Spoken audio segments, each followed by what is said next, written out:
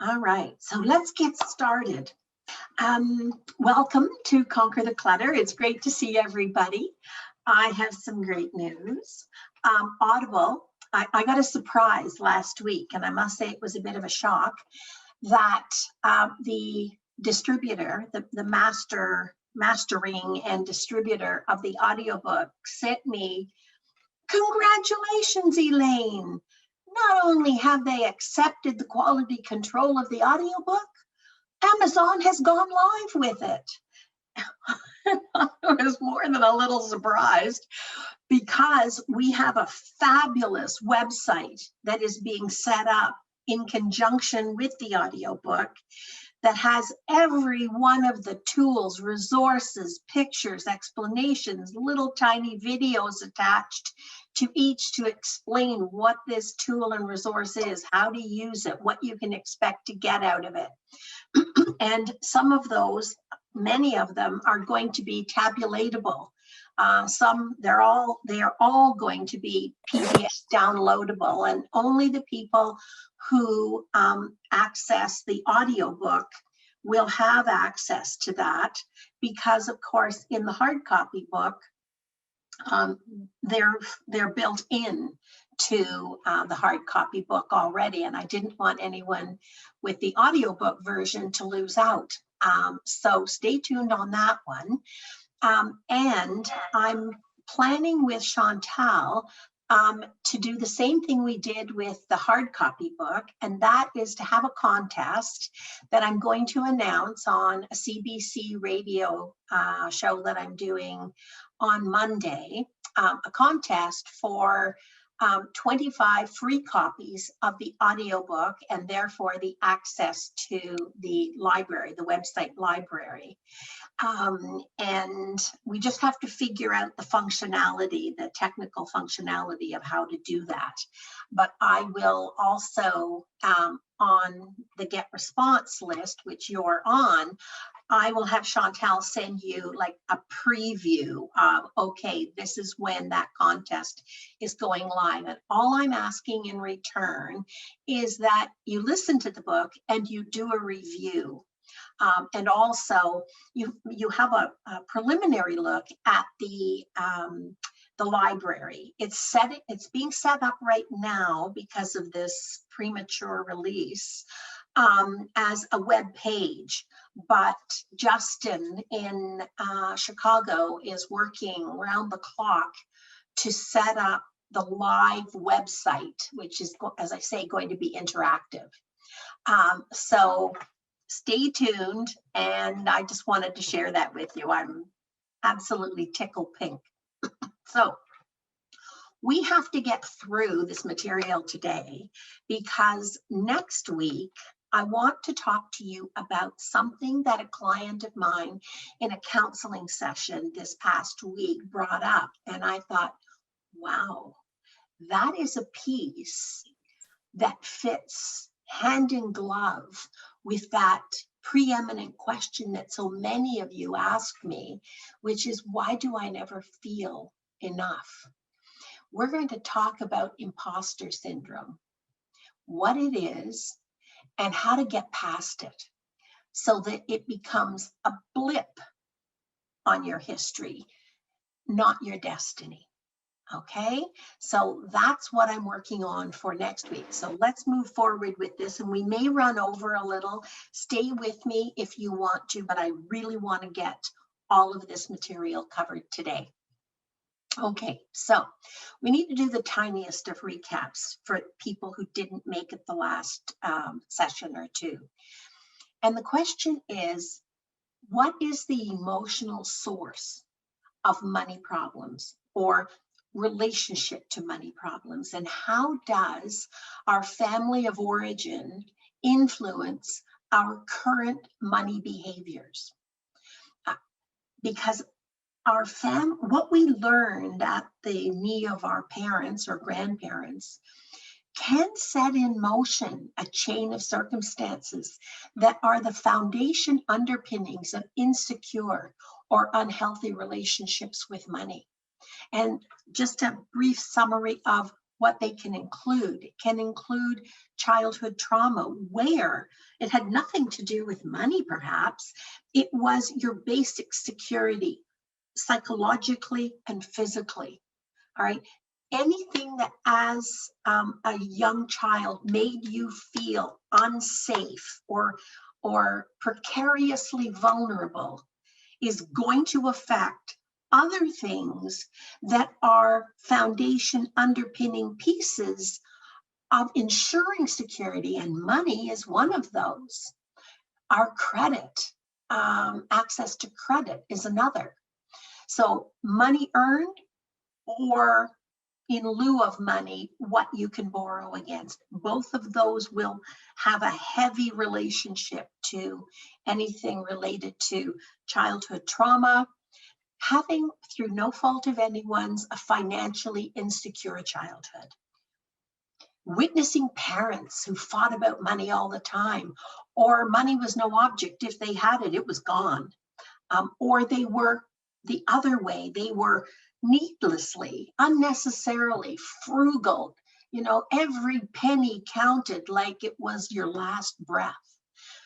Parental conflicts about money, just the witnessing of that can put you in the middle.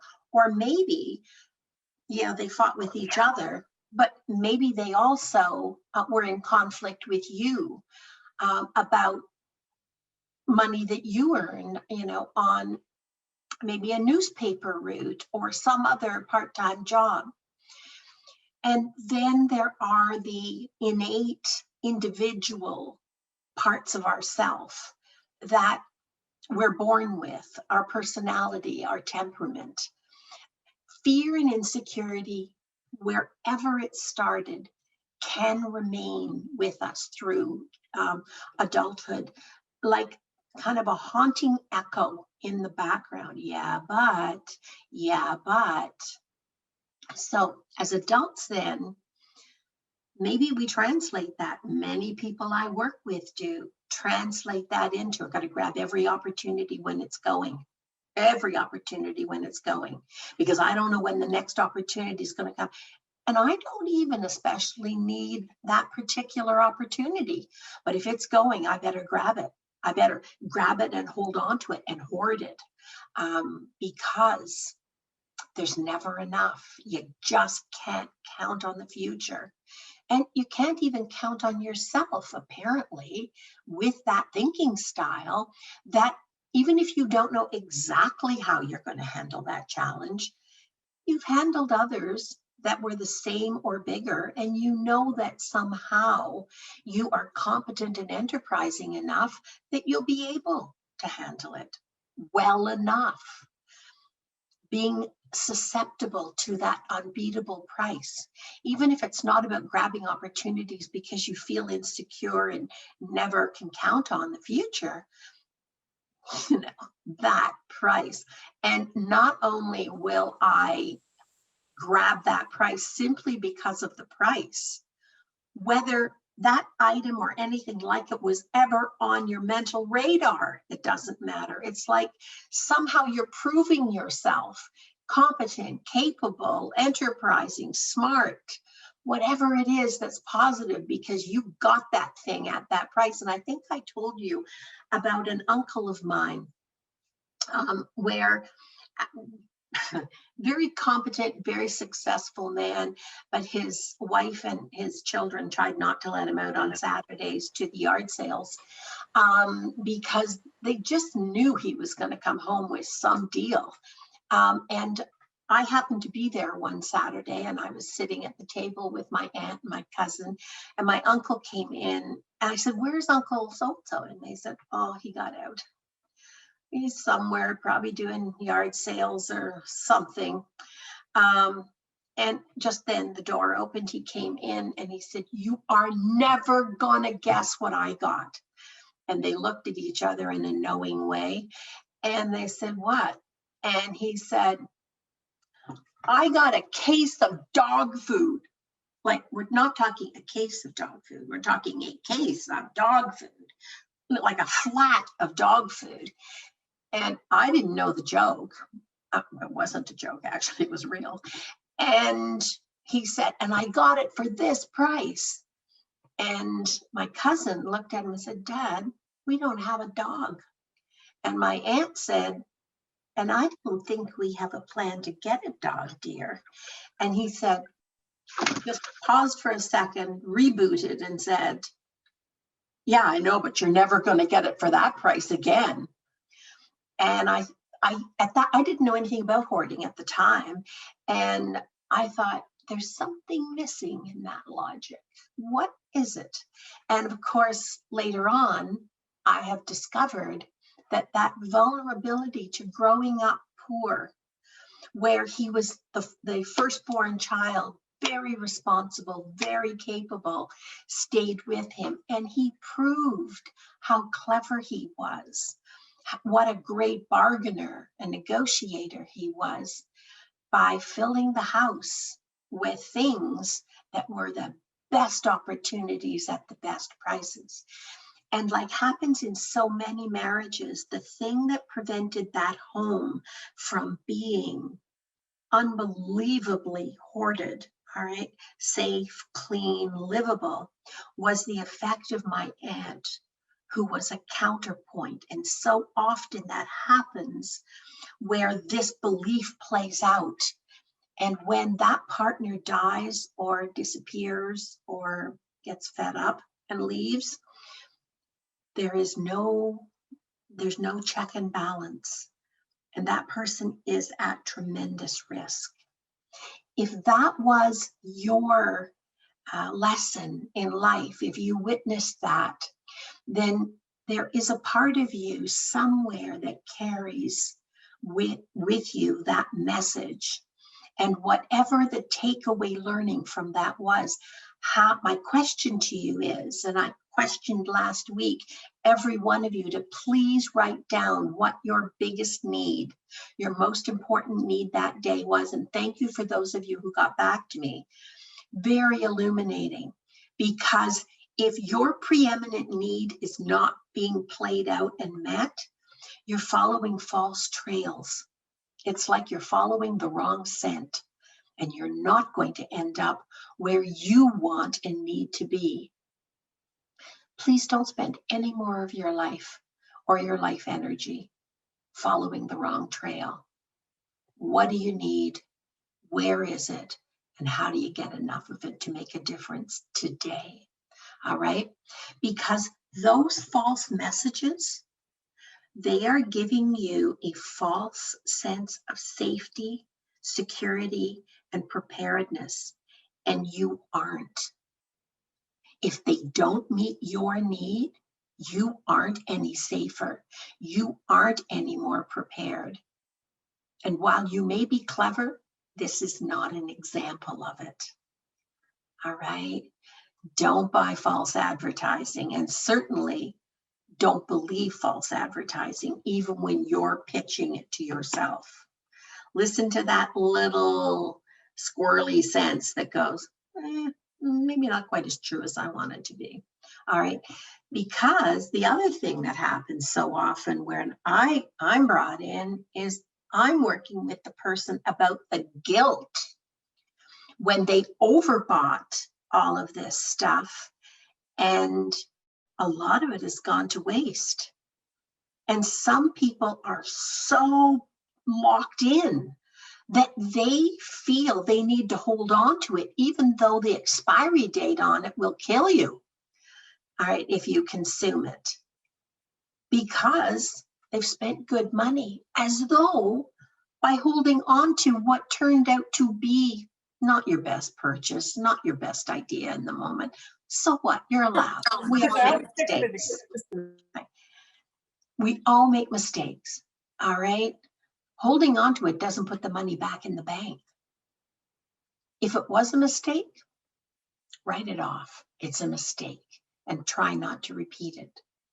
So let's have a look at the construct of how this house of cards about money relationships and acquisitions as a result develop, all right? You can have parents with money challenges. You can have needlessly excessively frugal parents that's almost punishing and embarrassing and disappointing for children and their hopeful little wishes. You can have families where the behavior and the relationship is so unhealthy and so counterproductive that there are constant fights among the parents, but also the parents with the children. Because whatever happens in the marital relationship, that is the template for their relationship with you. All right. And that's what you see. Are you having those same conflicts and relationships with other people in your life other than your parents? Is that a legacy that lives on? And then your own innate and learned preferences. And also the generation each of us belongs to is heavily influenced as far as our relationship with money. And then there are different types of money problems that sometimes the underpinning of those has to do with our temperament and maybe some of the other challenges that we have if we happen to have some level of OCD or ADD or ADHD or social anxiety, or that can also add to the flavor of the problems we're having with one of the main underpinnings of the security of our life, our relationship with money. And the degree to which your parents were unable to manage their finances is likely affecting your relationship with money today if you're not aware of it and working on it. Parents' impulsive overspending may result in financial risk for the family. And it can even, I work with many people where it was necessary for the children to prematurely take on financial and emotional responsibility of the dysfunctional parent. Right? This is called parentification. This is not just they were a very responsible child. When that has to happen prematurely, whether it's made to happen because of the messages from the parents, or whether it is the insinuated reference for a child and they take it on themselves, this is called parentification of children. And it's very, very unhealthy because premature obligation deprives that child. It interferes with that child's basic ability to have a very necessary period of their life when they're trying to figure out who they are as people, who they want to be as adults and individuals, and what they want and what they're prepared to put their efforts into to build the life that is their innate right. It's taken away from them prematurely by inappropriate and premature obligation and duty. And it's not right. If you're the adult, it's your job. Many adult financial behaviors are simple imitations of parental behavior that, as I said, carry on, where each of us learns to see money, dangerous, as having the function of providing not security, self-soothing. When we depend on money as a vehicle to self-soothe, we are not spending our time and effort developing the skills to effectively, appropriately, healthfully, safely self-soothe, because money runs out, credit runs out. And if you don't know other ways that are effective for you to self-soothe, you're spending your future before it arrives. Another influential factor is related to your financial dependence on your parents. As children, yes. As adolescents, slightly more aggravating. And as adults, quite demeaning, actually. All right. If your parents begrudged you material needs that caused you embarrassment and shame, especially where it results in you while you're growing up, there are times in your life socially, emotionally, where You have a desperate need to be equal to your closest peers. It can worsen whatever social anxiety, whatever I never fit in, I was never accepted, I couldn't go along with everybody else, I wasn't part of, I lost my right to be a member of my peer group. And that has fundamental long-term needs that are not met. Being socially awkward, not learning how to make friends, not learning how to navigate social and emotional relationships. I was working with a lovely, lovely gentleman, and the house, he inherited the house, and it was the house he grew up in. And his mother, his father adored her. Both of the children adored her. She was a lovely, lovely woman, but she was very, very, very, very ill with hoarding. You couldn't move in the house. And he never had anyone into the house. He couldn't reciprocate social reciprocity. As a consequence, he was very successful, but he was very, very alone. And his social life was just a facade to him. Other people really liked him. He never got the benefit of that. He never got the reinforcement and the validation. He died that way. And his sister, who was, I think, 2 years older than he was, when we had cleared the house out, and it was so important because their whole life was about protecting their mother from the shame of the condition of the house. And they loved her dearly. There was no resentment about it. Even when he died and the house was going to go up for sale, one of the things, I was with him when he died, and one of the things he said that was most important to him, even though he knew he was going to die within hours, that could I please finish the house? And could I please make it as lovely and as presentable as it could be? Because he knew those nosy neighbors, all right, or the people who were coming through were going to judge. He wasn't concerned about him, but he still attributed that to his mother. And he was still trying to protect her. And we did that. And there was extra paint lying around in each of our homes, and we painted the rooms, even though the POA said, oh, you don't need to do that. Oh yeah, no, we're doing that. And we cleaned it up. We spit and polished the place. It looked really nice. And when his sister came in, just to show you how these things live on, they're not innocent.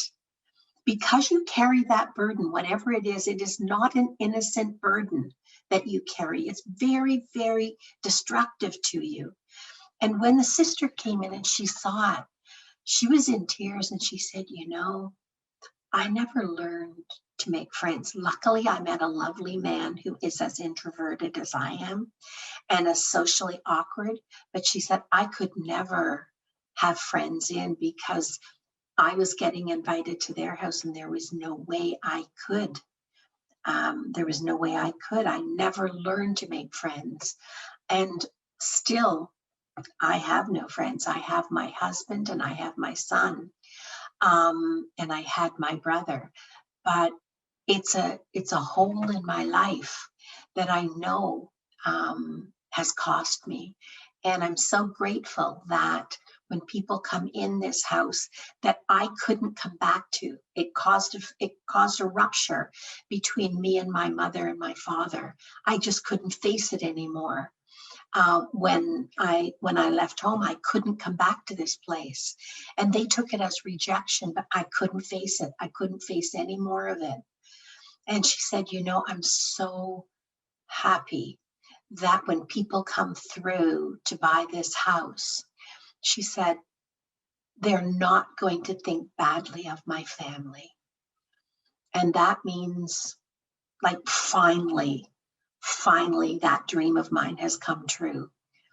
And it was so sad.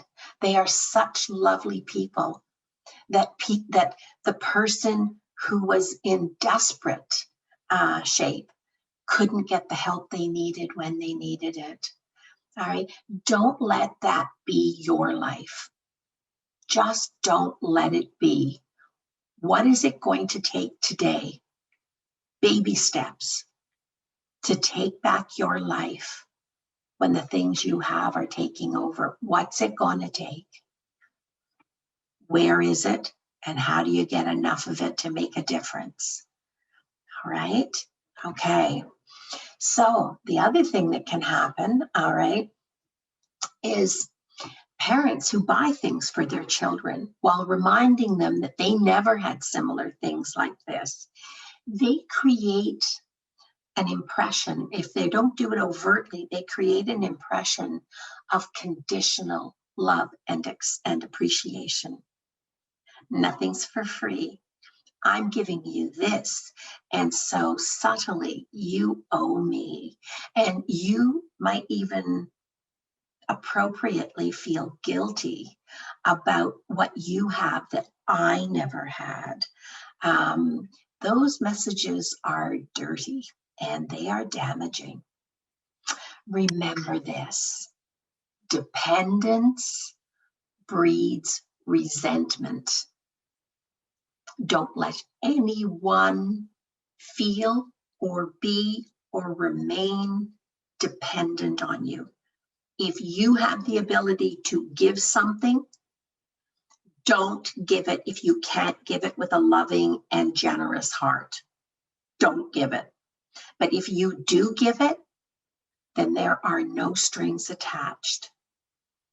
Don't be somebody who takes other people hostage emotionally, physically. All right. In severe cases, and I've known a few of these as well, parents don't exactly overtly threaten, but they certainly hint broadly, all right, that there might be a potential inheritance, future inheritance, but you only get it, okay? Maybe you're only going to qualify for it. You'll only be considered for it. This is as adult children, all right? If you acquiesce to parental requests and expectations, all right? And in doing that, basically, you're putting a leash on the other person. Your children are not your pets. They're not going to run out into traffic. You don't need to have them on a leash. All right. The transference of benefit, no matter what form, should not be given if you can't give it with a loving and generous, unconditional heart. All right. You can't buy love, but you can buy resentment. Okay. In all of these cases, okay, the parent is unresolved about the child's dependence on them and actively manipulates the child through either overindulgence or withholding or the intermittent schedule. How do you train that pigeon to go to the feeding tray? Intermittent gratification. Will I get it this time? Will I get it this time? Will I get it this time? All right, that intermittent quality, overindulgence, withholding is very, very powerful in conditioning behavior. Did you live with that? Or are you doing that with someone else now?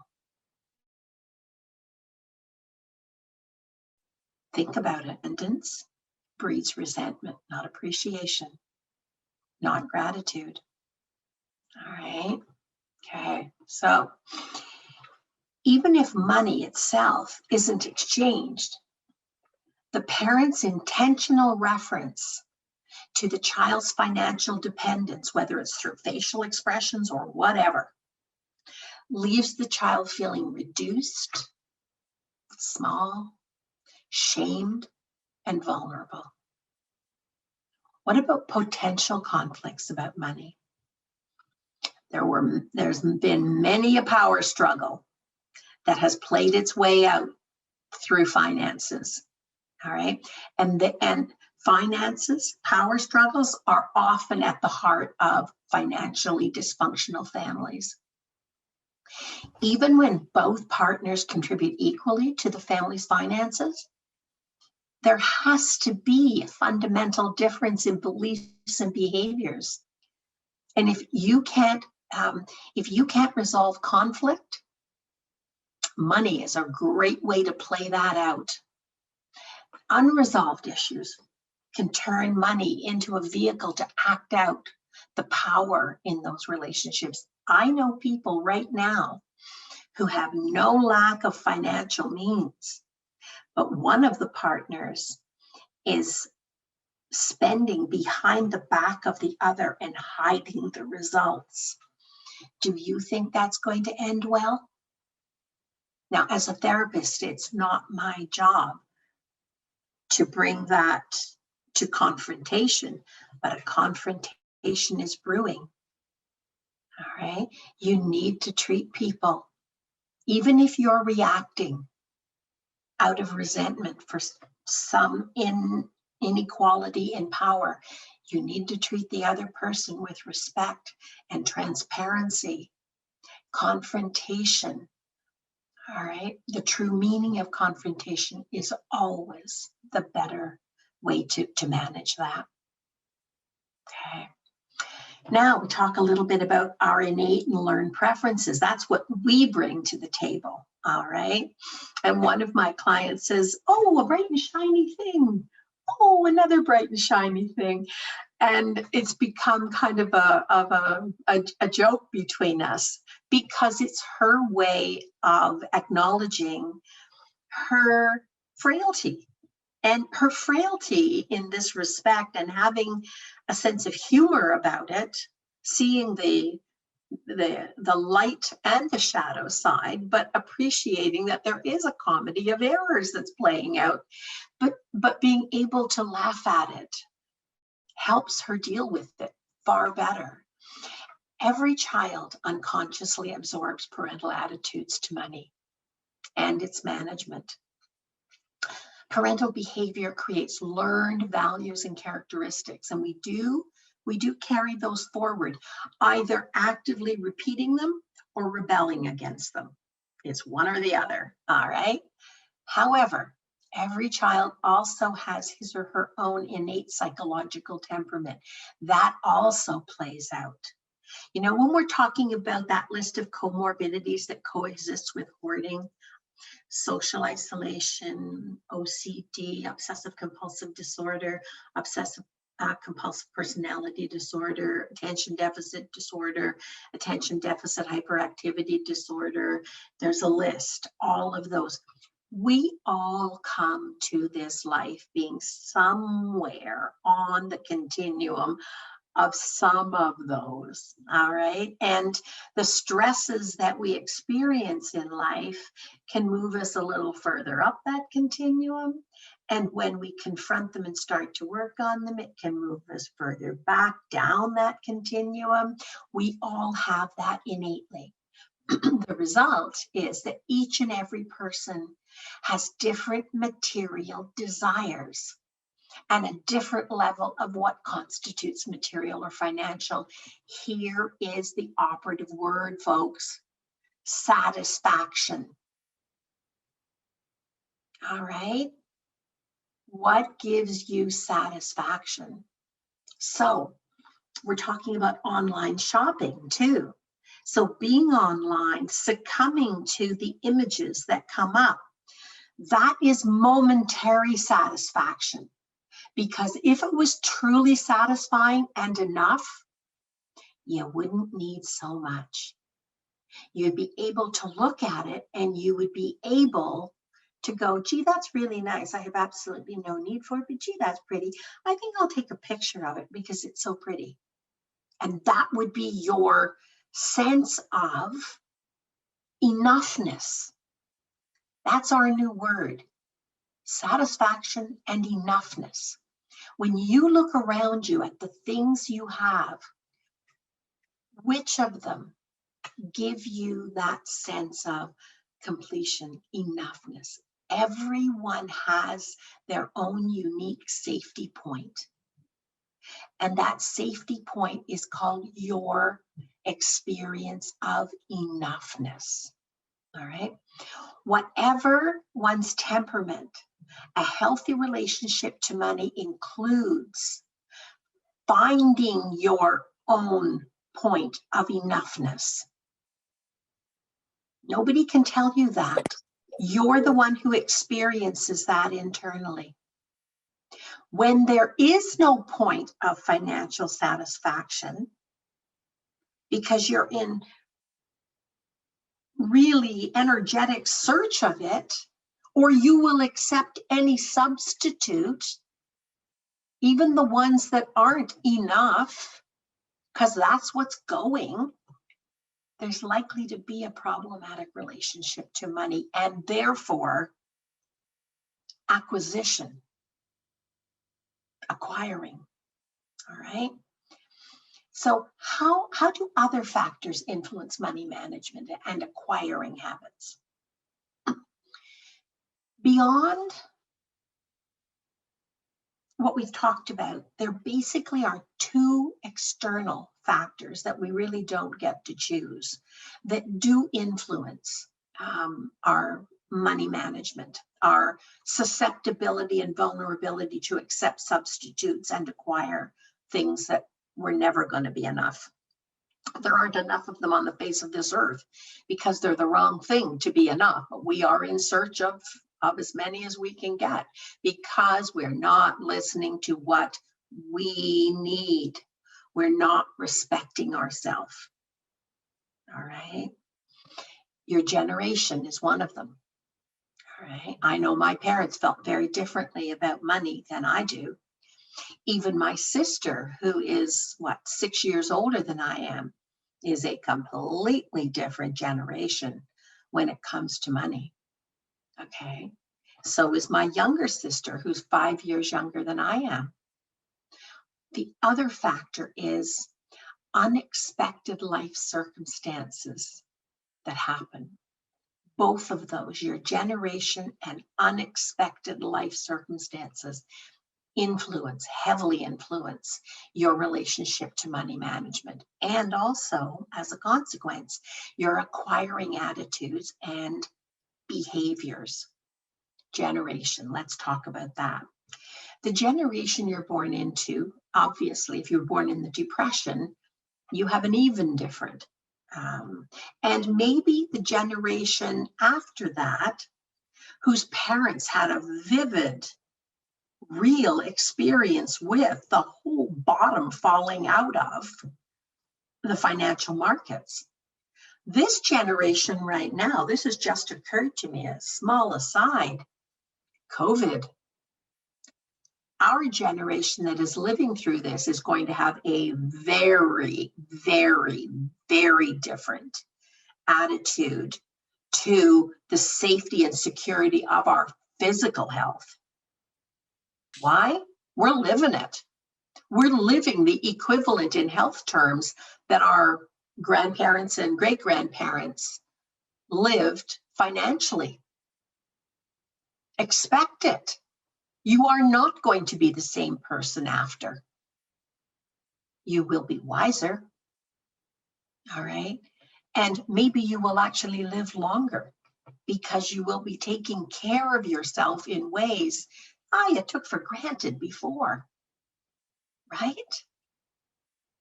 So, Generation X, Y, or baby boomers are, of course, very, very likely to have extremely different money relationships and attitudes.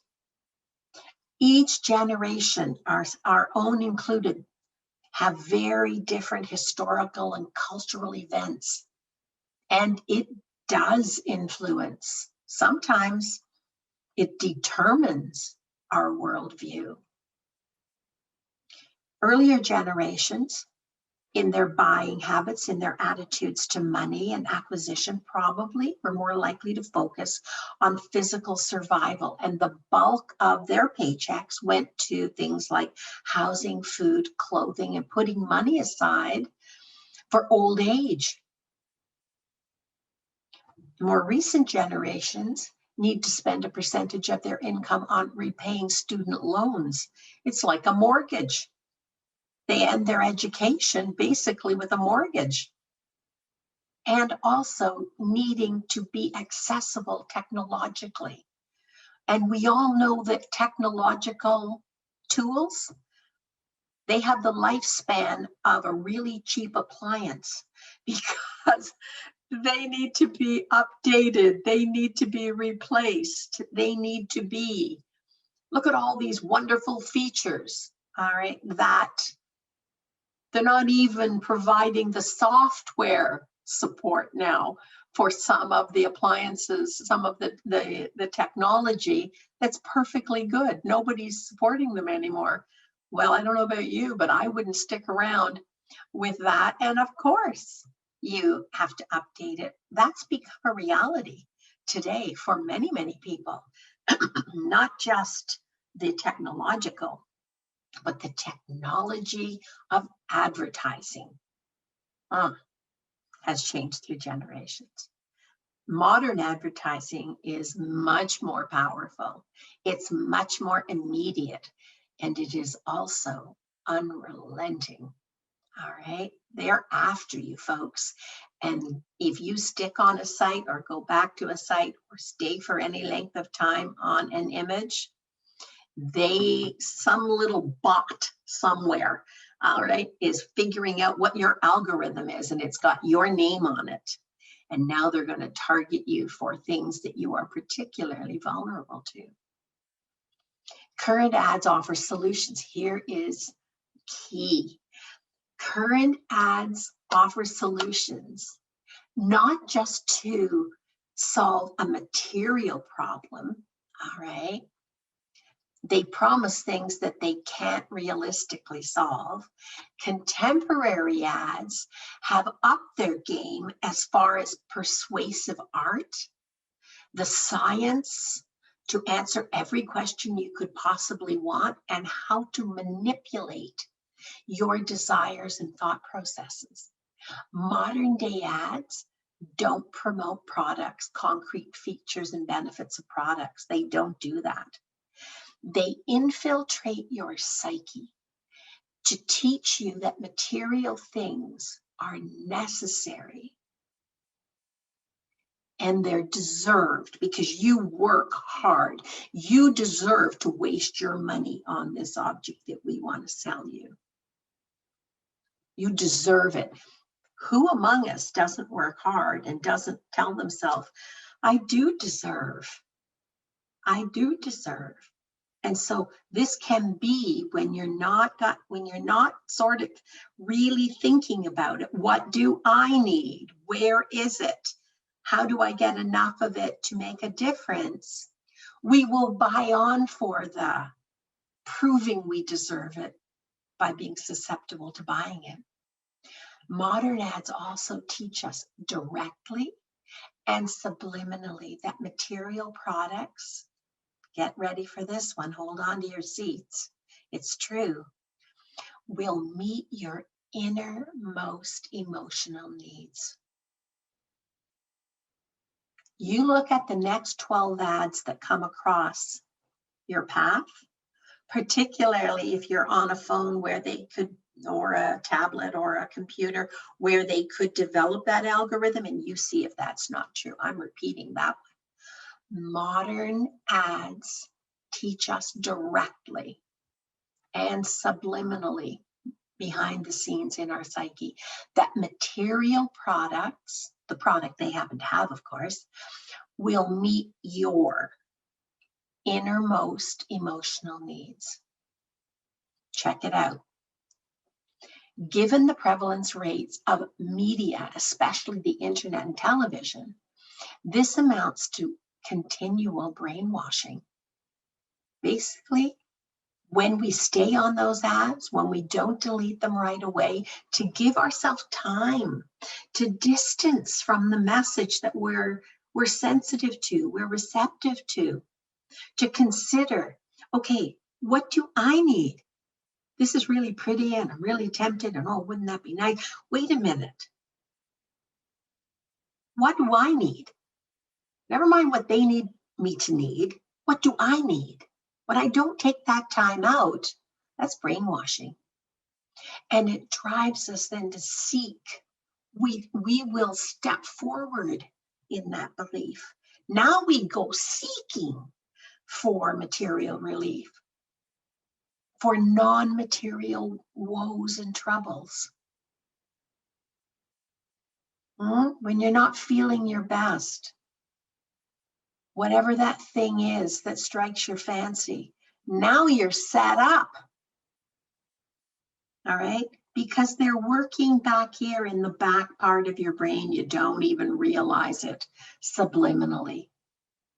Whatever you choose to do, you're adults, do it. Do it.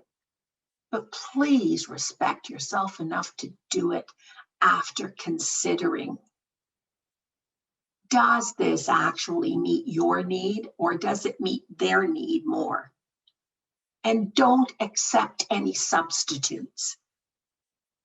If it's a good idea, it'll be a good idea in 72 hours.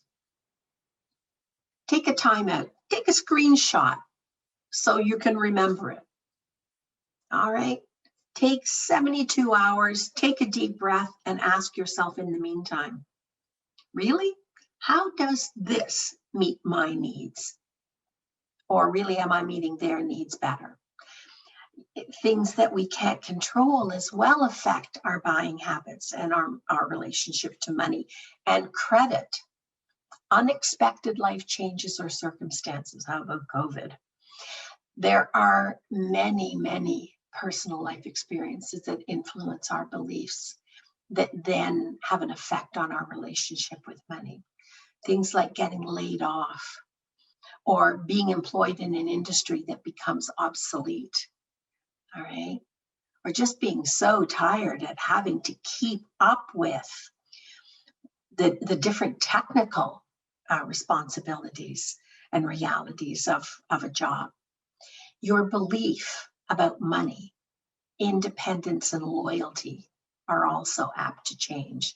Because if the people you give the vast majority of your daytime life to aren't loyal to you, it's amazing how that can influence your relationship to loyalty to them or in general. When you feel hard done by, maybe because you have been hard done by, shines a new light on it. It kind of takes the shine off loyalty, right? What does that do to you if that's part of your fundamental belief about who you are, that you're loyal?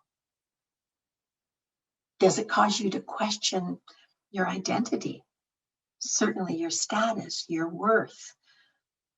All right. Technological advancements can create new opportunities, they do, but they can shut down others.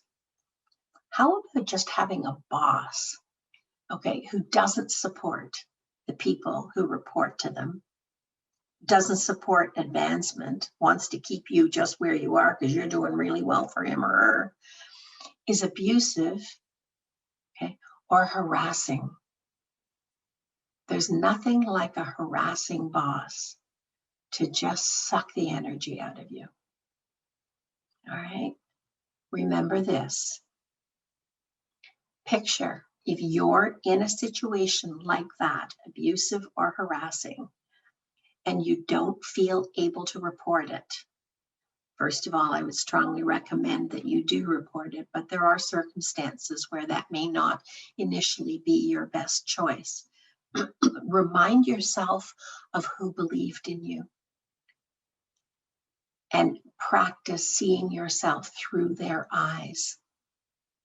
See the love, see the acceptance, see how they valued you. They got you. Be that person. And no matter how many times, just keep getting up. It does not matter.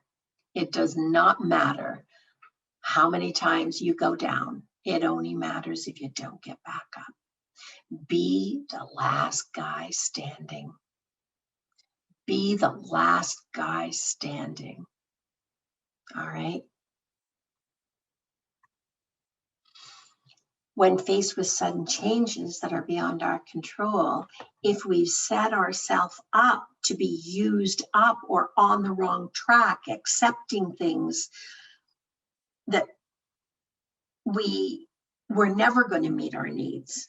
We're in a very needy situation, but we've done that to ourselves by accepting substitutes. That's why it's so important to get your actual need today met as much as you can, because that directly influences your capacity to cope when you're challenged. Today, say no to anything that doesn't meet your need. Accept no substitutes, because at a minimum, all right, you're not going to be as deprived, as susceptible to whatever challenge is ahead for you. You're on the right track when you're looking for, what do I actually need? And who can help me get it? Where is it and who can help me get it? You're not alone in this world. No matter how alone you feel, you are not alone in this world. All right? Think of these setbacks as transitions that may actually be leading you someplace that's like a course correction, depending on your ability, your resiliency, all right? If you've been on the wrong path, if you've gone way too long since the last time you got your real needs met, you might be more susceptible to begin to shut down because you're in a heightened level of deprivation. There's no need for that.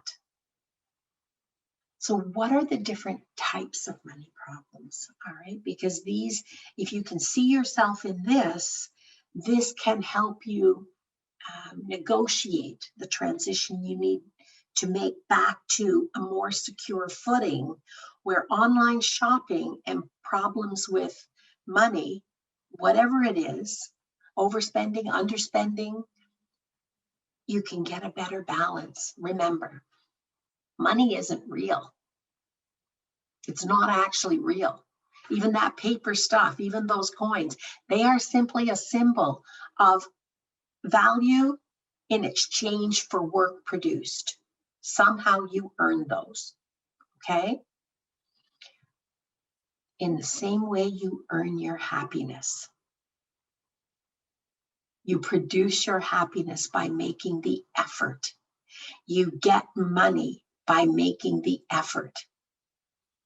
If you can make the effort for money, you can make the effort for happiness.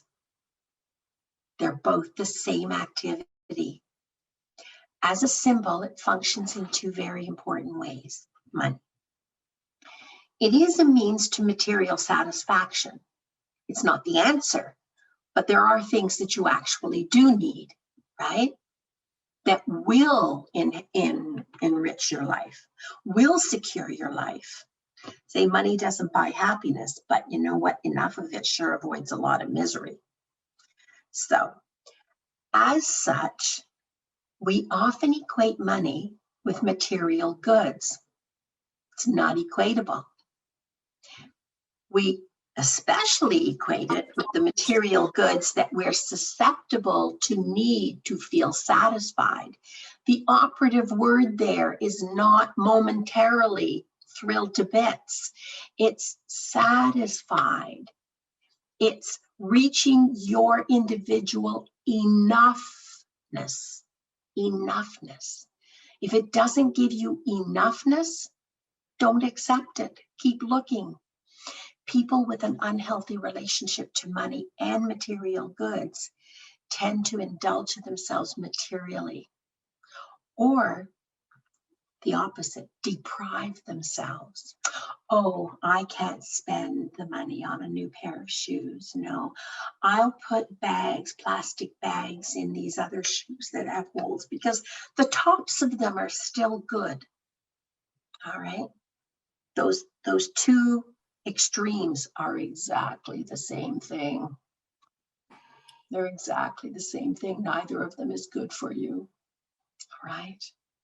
Money is a proxy for security and power over the long term, over a lifetime, and even beyond.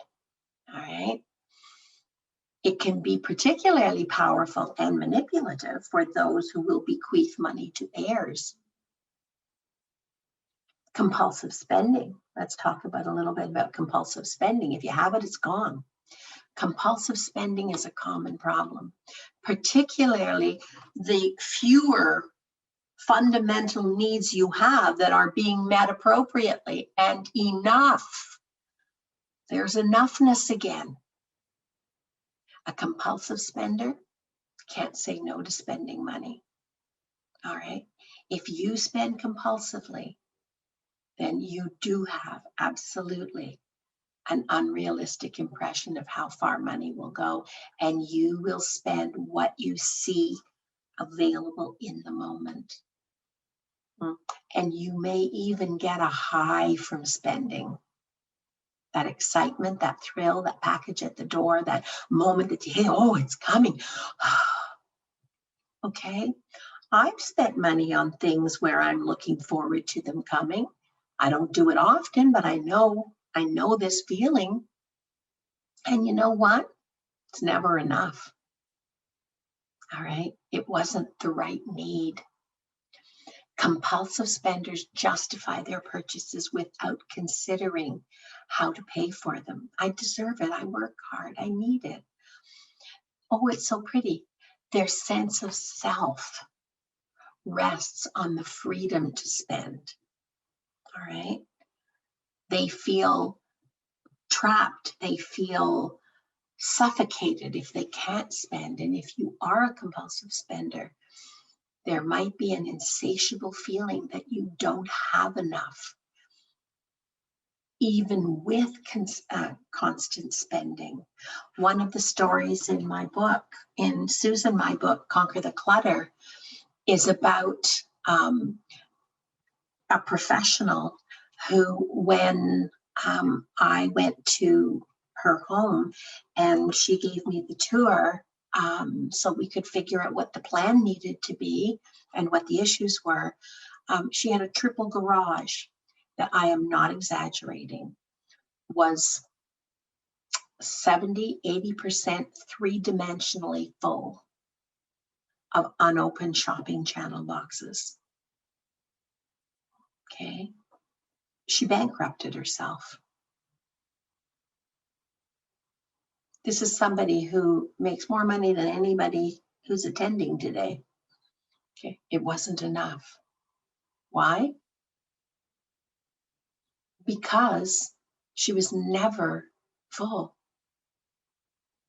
The things she was attracted to, convincing herself were momentary happinesses, never gave her a sense of enough. Her real needs, her basic needs, were not being met. All right. So some compulsive spenders don't indulge themselves, but compulsively spend on others. Those are the noble compulsive spenders. All right. They can't say no to a request for purchases or loans of money. If you are this type of compulsive spender, you probably have confused money with love. Buying it. Buying love. And believe that by buying things for others, they will love you. You're giving love. You're not giving love. You're giving things. The day you die, when they hold your hand, they're not going to remember all the stuff you bought them.